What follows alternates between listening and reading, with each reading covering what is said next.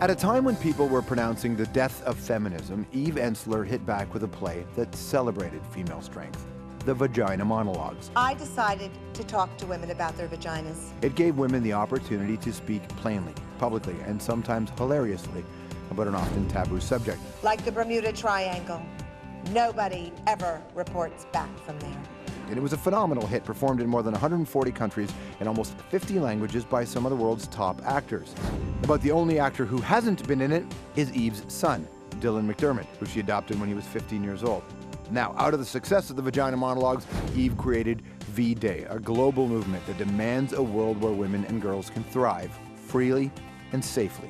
She's offered support to those who suffered the effects of rape and fistula, a condition rarely talked about. But the woman who helped so many women find comfort in their bodies, being a girl is so powerful, had for decades felt estranged from her own. The result, she says, of years of physical and sexual abuse at the hands of her father. Then, two rather harrowing chapters of her life finally allowed Eve to connect to her physical self, an experience she writes about in a memoir called In the Body of the World. Please welcome to the show, Eve Ensler!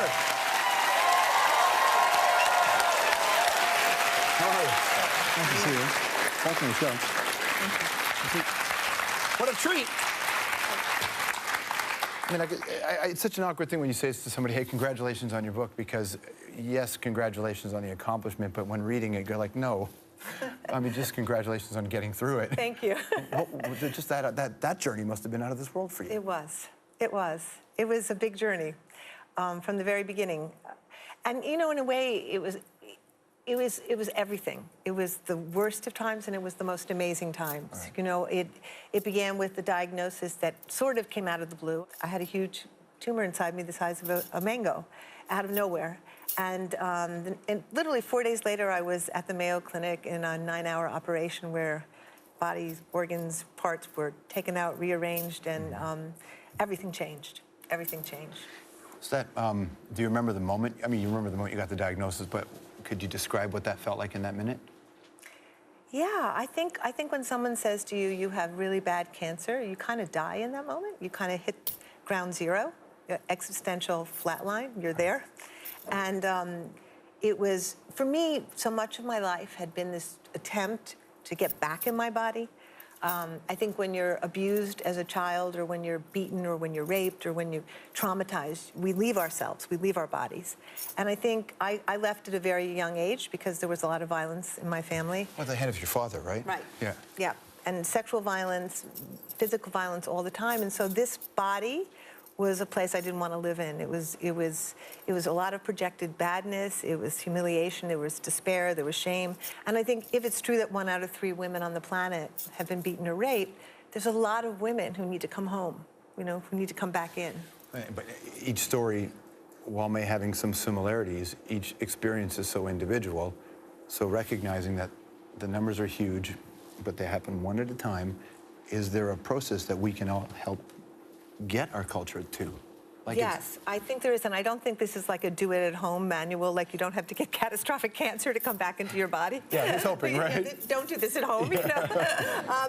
I think there are so many ways. You know, one of the things I've learned in this journey is denial is not protecting us, okay? This is disassociation that we think is protecting us. I had signs of my cancer for at least a year. Yeah. Had I paid heed, it would not have gotten to where it got to. Right. You know, we look around and we see all the impacts of climate change, and we're like not really paying attention. We look at economic injustice all around us. We can just go down the list. It is not protecting us. Are you surprised you're in this position? Like where you are emotionally right now and how you feel? Are you surprised you're here? It's ridiculous I'm here. I had stage 4 cancer. I should be gone. Yeah. I mean, I'm on borrowed time now. And it's good, because one of the great things about having already died is you're not that scared anymore. You can do stuff, you know? And I actually feel now that, you know, I got to come back for whatever reason, and now we have to make real change. We have to really start thinking about how we're gonna stop the madness, stop the killing of the earth, stop the destruction of girls and women, help boys become gentler, beautiful creatures who honor and cherish girls. I mean, there's so much to do, but I feel now, okay, let's do it. Watch this when we had William H. Macy on our show. Watch this. My wife went to see the Vagina Monologues. Have you ever seen it? The play so affected her that she came back, and Sophia was still in diapers. And from that day on, Felicity, every time she'd change her diapers, she would say, "You have the most beautiful body. I love your vagina. You are beautiful. You're perfect." Sean Tanaka was an assistant, but Sophia, at age 4, was on a set, and she looked at Sean and she said, "Look, Sean, look at my beautiful vagina," and lifted up her. Isn't that amazing?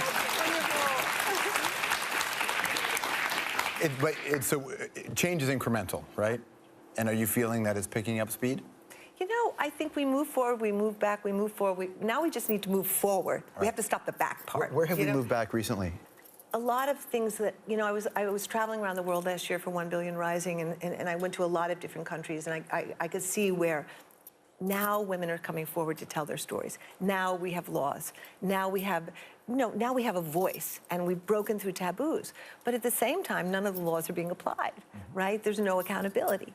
Most women don't come forward to tell their stories because they know where they're going to go through a whole nother process of being essentially raped in the process of telling their stories. So we have to create better systems of justice. We have to say that it's important that people are held accountable for things.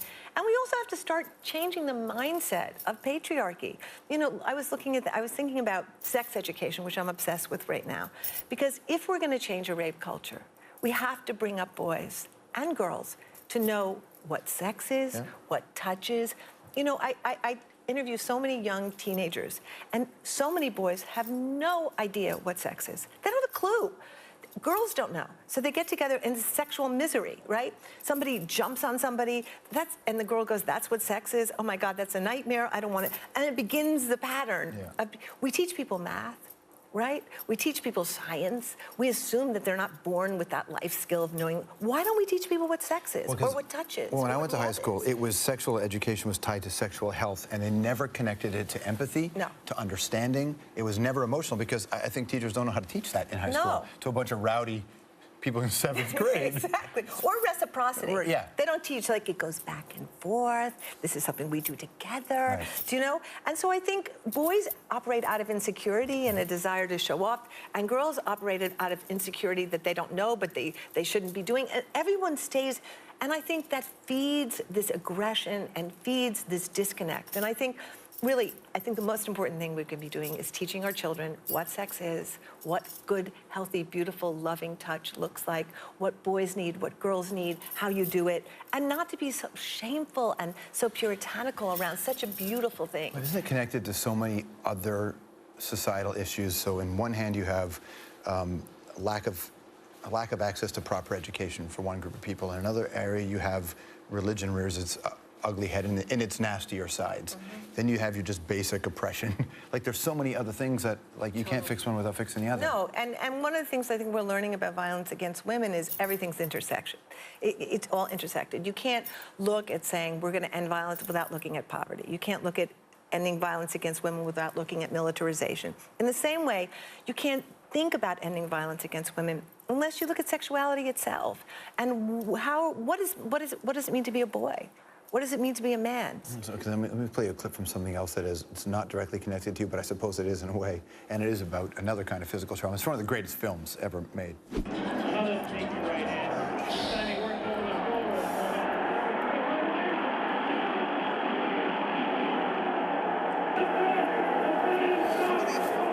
When We Were Kings, one of the greatest movies ever made. Ever. And I've seen it 20 times. Did you watched it a lot recently, or when you were going through? Well, first of all, I had a picture of Muhammad Ali at the moment that he knocked out Foreman on my wall. It was a gift to me as I began my cancer journey. And every day I was like, I'm Ali, Foreman is my cancer. And I would, like, literally get up, and I had a glove that Ali had signed, and I'd be like, I'm here. And I think that fight's such an incredible fight, because he wasn't just fighting. He wasn't just fighting that fight for that fight. He was fighting that fight for everything he had stood up for. And everything he believed in was on the line in that fight. And that's why he won that fight. And when you asked me earlier, what's the connection, to the body? When you're fighting for a bigger cause, all the way through this, I was fighting to get City of Joy open in the Congo. This amazing facility for women there who have been horribly violated during the war. And I had made a promise that they own it, they direct it, but my job was to get the money and provide the resources. And I know every day I got up and I called the director and I was like, I'm fine, even though I was dying.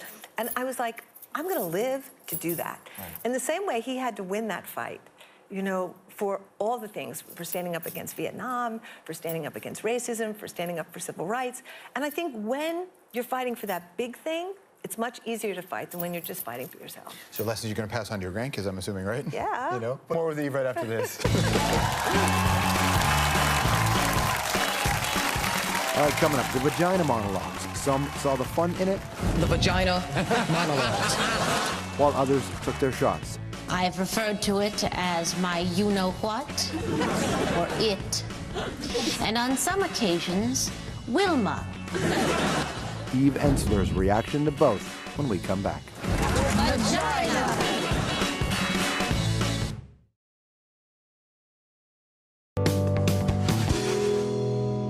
V. Validate it. A. Adore it. G. Grab it. I. Ignite it. N. Nurture it. A. Air it up. Mad TV, Oprah and the First Ladies after their moment. Look, that was good-natured fun, but there have been people who criticized you as well, even other feminists. Yeah. Everyone loves vaginas. They sure can't do. wait till they come to their town. What's some of the most surprising criticism has been from people that, you know, they didn't think Jermaine Gray would criticize, or even Camille Paglia, but when you heard it, what did you think? Why? Yeah. You know, I think people have a right to feel what they feel, but I have to say, I was just, in the traveling I've been doing, I've been meeting so many young women who have done the Vagina Monologues and done V-Day, who said it was the first time they ever told their stories, first time they came into their body. Boys who told me it was the first time they ever understood how girls worked, and they finally could talk to their girlfriend who had been raped. And you know, I used to have a joke that I would walk through airports and people would say, I saw your play, and now they say, I was in your play, you know? And I feel like we've created a movement, you know? It's been in 140 countries, but this year with 1 billion rising, you know, we put out a call to the world to say, take this idea of 1 billion women rising to end violence against women and dance and strike and rise in your communities. And 207 countries rose, and with probably 1 billion people. It's a mass movement. Oh, pleasure. Thank you so much. Oh, great to meet you. Great to meet you. Eve Ensler, everybody. The book is called In the Body of the World. It's a memoir. Okay, we'll be right back.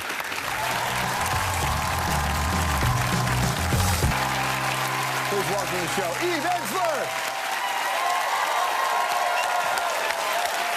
How are you? Nice to see you. Welcome to the show. What a treat! I mean, it's such an awkward thing when you say to somebody, hey, congratulations on your book, because yes, congratulations on the accomplishment, but when reading it, you're like, no. I mean, just congratulations on getting... At a time when people were pronouncing the death of feminism, Eve Ensler hit back with a play that celebrated female strength, the Vagina Monologues. I decided to talk to women about their vaginas. It gave women the opportunity to speak plainly, publicly, and sometimes hilariously about an often taboo subject. Like the Bermuda Triangle. Nobody ever reports back from there. And it was a condition rarely talked about, but the woman who helped so many women find comfort in their bodies, Being a girl is so powerful. had for decades felt estranged from her own. The result, she says, of years of physical and sexual abuse at the hands of her father. Then, 2 rather harrowing chapters of her life finally allowed Eve to connect to her physical self, an experience she writes about in a memoir called In the Body of the World. A phenomenal hit performed in more than 140 countries and almost 50 languages by some of the world's top actors. But the only actor who hasn't been in it is Eve's son, Dylan McDermott, who she adopted when he was 15 years old. Now, out of the success of the Vagina Monologues, Eve created V-Day, a global movement that demands a world where women and girls can thrive freely and safely. She's offered support to those who suffered the effects of rape and fistula through it. Thank you. Just that journey must have been out of this world for you. It was. It was. It was a big journey from the very beginning.